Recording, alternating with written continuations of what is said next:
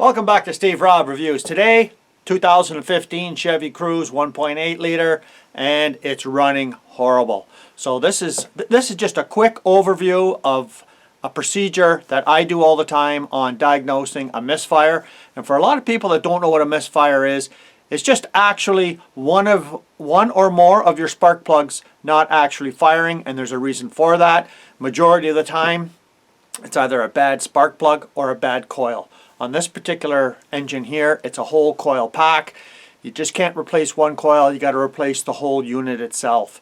So what I'm going to do, I'm going to show you the engine here, and I'm going to show you some things that you have to really pay attention to when you're first taking everything apart. So this one here has a code of P0301, which is a misfire on #1 cylinder.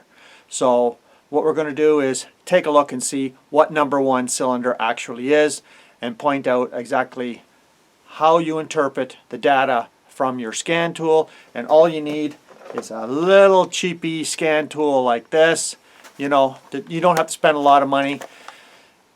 We're going to get started, and I'll just show you the engine first and how you take some of the stuff off, because a lot of people, yeah, that's the major part there, is how do you take this stuff apart, right? So let's get to it right now.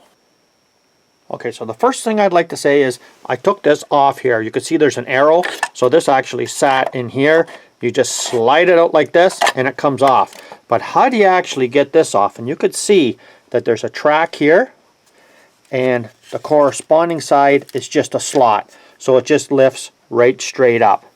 So when you're thinking about cylinders, yeah, it's 1, 2, 3, 4. Don't pay attention to that. You have to go by the firing order. And the firing order is 1, 3, 4, 2. So our misfire is right here. So what I'm going to do is I'm going to show you the scan data, and then what I'm going to do is take this out, and you need a Torx 40 to take this off, and then I'm going to show you exactly how you take this particular piece out here. But let's take a look at the scan data first. So now you know it's 1, 3, 4, 2 is the corresponding number that you take from your scan data and apply it to here. So this is cylinder number 1. This is also spark plug number 1 in the firing order. Well, here we go right there. That's just a simple display of the current code, P0301, #1 misfire. This vehicle's got just under 100K. And what was the symptoms? Well, of course, it runs rough, really bad. And actually, the lights were flickering on the inside of the vehicle. It was running so bad. You have the stability track, the traction control that flashed up on the display center. And also, the check engine light here, it was flashing. So when you see that flashing, well, you know for sure that you shouldn't be running the vehicle. And you know, when that starts flashing, you better off turn it off and get it fixed, because if you let it run for too long like that, well, you can destroy a lot of things, especially your catalytic converter. So let's go under the hood, and I'll show you how to take them connectors off. To take this whole coil pack off, you take 2 screws out, you have to lift it right up, but first you have to disconnect right in here. And this is a safety tab. You have to pull, I don't know if I can get the safety tab back. Yeah, pull the safety tab back here, and then you grab a hold of the sides and you can just pull the connector right back. So that's all you have to really do. You can figure out how to pull the connector back with just taking the safety tab off here first.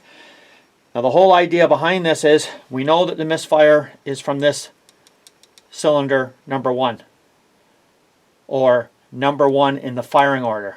So what I'm going to do is I'm going to swap this spark plug for the furthest one away, which is this cylinder, and see if the actual fault goes to this cylinder. And if it does, then I know it's the bad plug. If it stays here, then I know we have to replace the whole coil pack assembly. Well, this is how far I got. I got the coil pack out. Here's the #1 spark plug. I'm going to swap it with this one right here, and we'll start the vehicle back up. But I'd just like to mention something. If you take a look at this connector here, well, of course, when you press on the tab to pull the connector back, Well, I'll show you what happened. So here's the connector right here, and all you do is just press on it back, and the connector is supposed to pull out.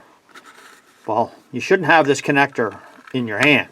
And as you can see, it's only a little plastic tab going across here.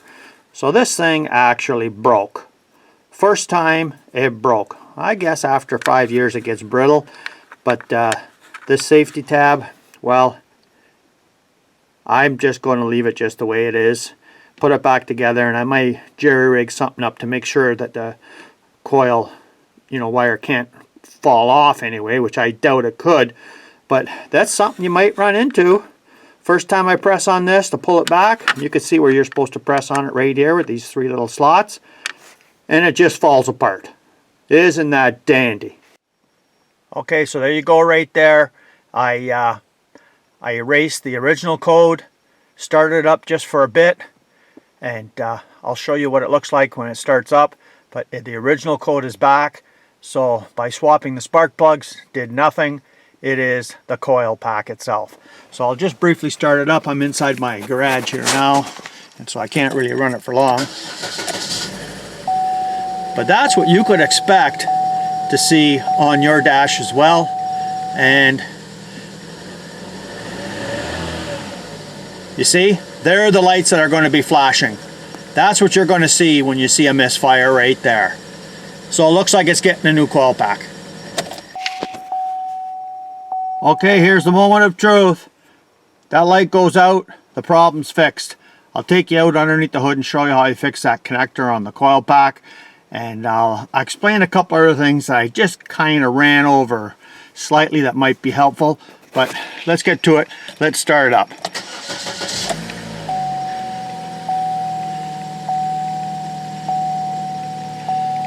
Well, there you go right there. Everything's fixed.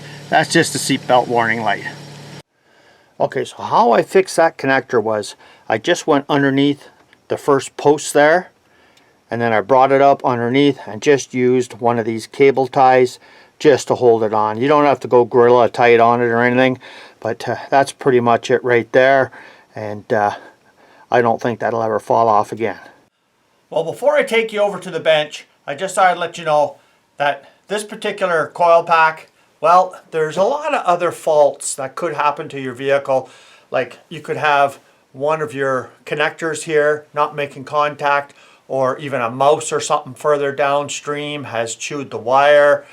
You could have a mechanical problem with your vehicle in that particular cylinder. But overall, you know what? Most of the time, it's the plug or the coil. So I'll take you over to the bench here, and I just want to just go over just like something to take. For instance, you don't have a scan tool. Well, what do you do then? Because there's a lot of people that just don't have a scan tool. Well, I'll take you over to the bench and I'll show you how you can pretty much tell which cylinder was misfiring without a scan tool. So here's the 4 spark plugs, and you can definitely see, one is different than the other. The one on the far left here, I mean, come on. You could definitely tell that it's not the same as the others. So I mean, there you go right there. That's a telltale sign right there. So another thing I would like to point out is, yes, I use a torque wrench to torque up the spark plugs. You take them out when they're cold, you put them back in when they're cold.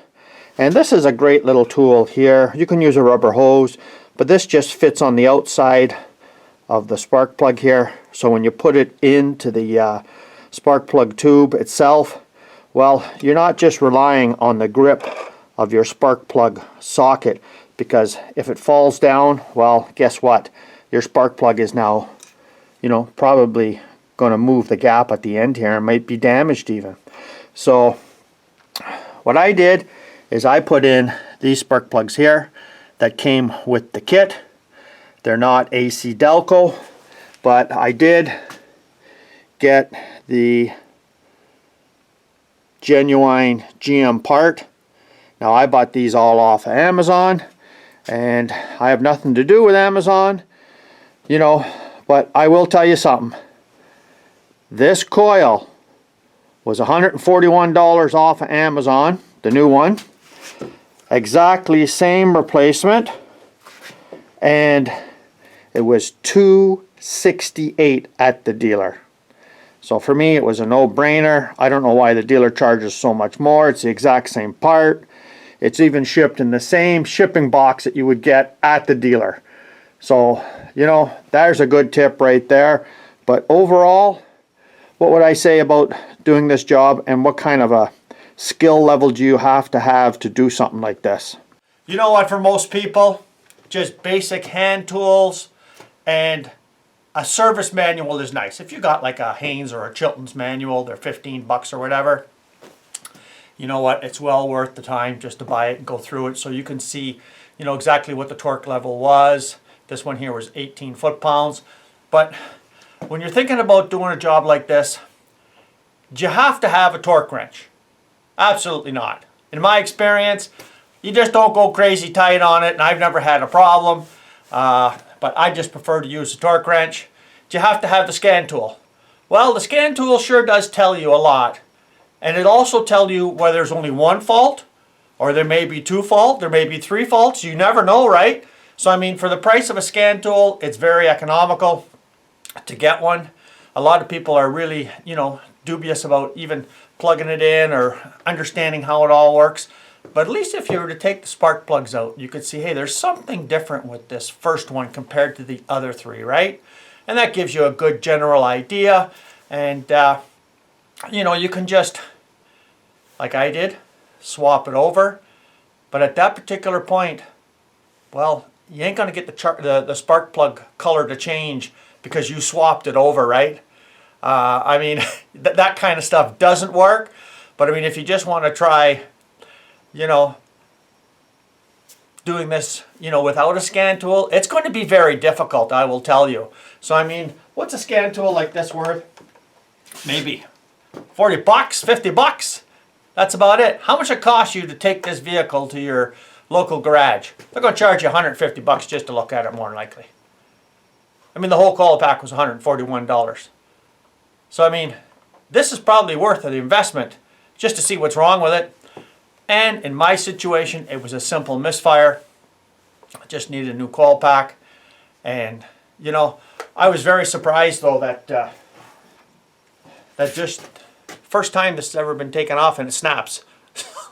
I mean, you could see that the plastic on it, you know, is like a small little, you know, thin wedge of plastic that, you know, that this is supposed to pivot on so it locks in.